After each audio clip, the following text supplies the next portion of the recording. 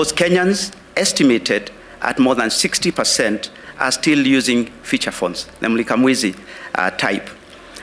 This is why we are here today, to change this narrative. So this partnership with local mobile operators and international device manufacturers is a step in accelerating access to high-quality 4G devices across the country.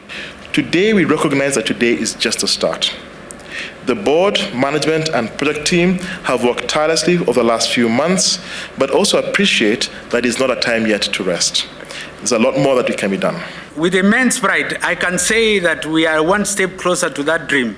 But it's not just about the device, it's about unlocking potential.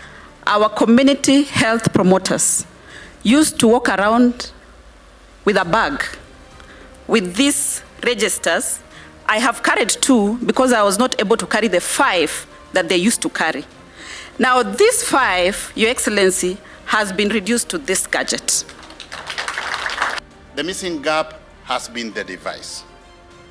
Connectivity is only meaningful if there is universal access, Your Excellency.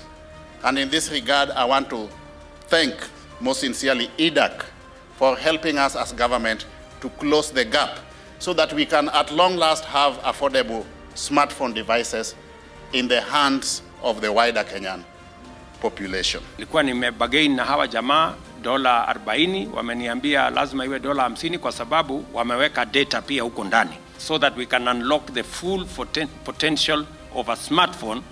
It's good to have the phone, but it's also better if you have it with the data.